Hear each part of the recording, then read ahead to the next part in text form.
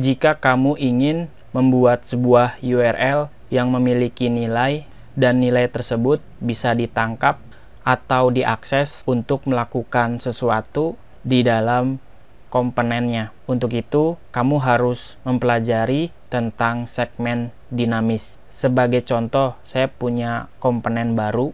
Jadi teman-teman buka lagi aplikasinya. Di bagian folder komponen, saya buat komponen baru.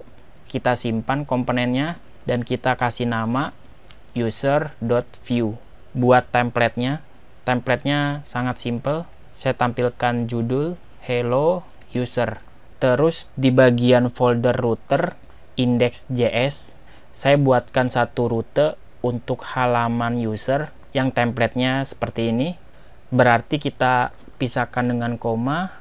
Untuk menentukan satu rute pakai notasi kurung kurawal, saya buatkan path URL-nya berada di /user. Komponen yang dicetak adalah komponen yang barusan kita buat. Maka dari itu kita harus impor dulu, lokasinya mundur satu folder, lalu bisa ke folder komponen, akses user.view. Komponen usernya bisa kita render di jalur ini. Setelah itu kita buatkan satu link untuk menu user. Kalian buka app.view, kita pakai sintak router link, kita copy saja, kita pisahkan dengan tanda pipe atau garis lurus, tulisannya user.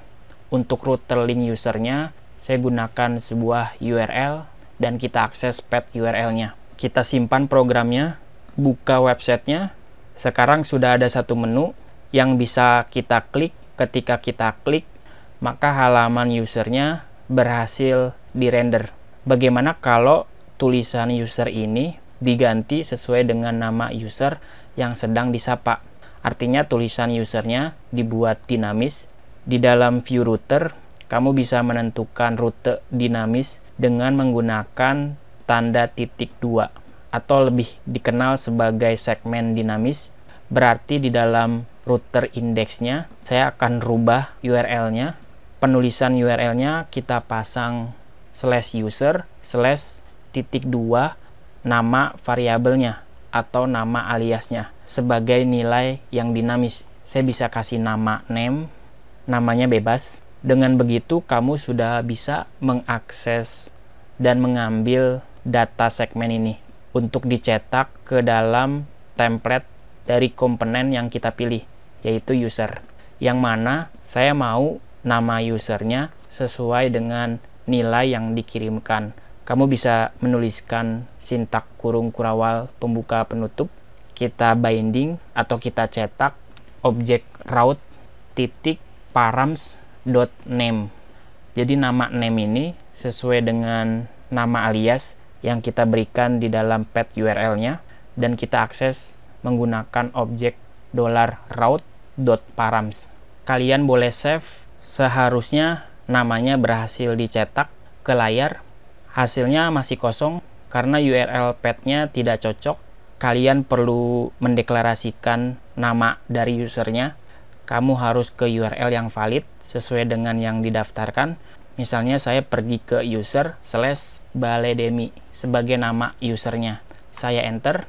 Halaman usernya berhasil dirender dan ada nama user yang aktif. Kalau saya masukkan user /doremi, hasilnya hello doremi.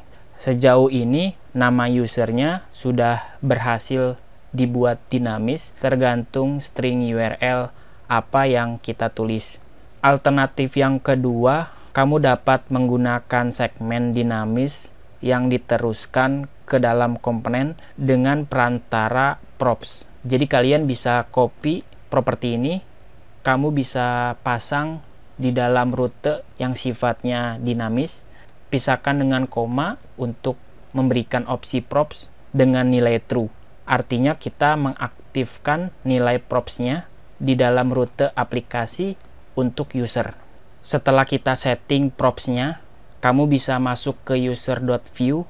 Di dalam komponen user ini, saya sudah punya property props yang kita tulis dalam bentuk script. Kita ekspor default untuk data propsnya, pasang props bentuknya array, namanya name. Nama name ini sesuai dengan nilai parameter yang kita berikan setelah titik 2. Nanti nilai dinamisnya akan diterima sebagai props, dan nama name ini bisa saya langsung cetak ke dalam sebuah template. Jadi penulisannya jauh lebih singkat daripada kita menuliskan sintak $route.params. Tapi kalian cukup tulis name sebagai properti milik usernya. Dengan kata lain, komponen user mengharapkan ada data props yang dikirimkan melalui URL. Jika kamu refresh halamannya, hasilnya sama. Kalau saya ganti jadi Eki, hello Eki. Saya ganti user Baledemi, hello Baledemi. Respon yang diberikan sama, tapi jauh lebih simple ketika kita mencetak ke dalam sebuah template melalui props.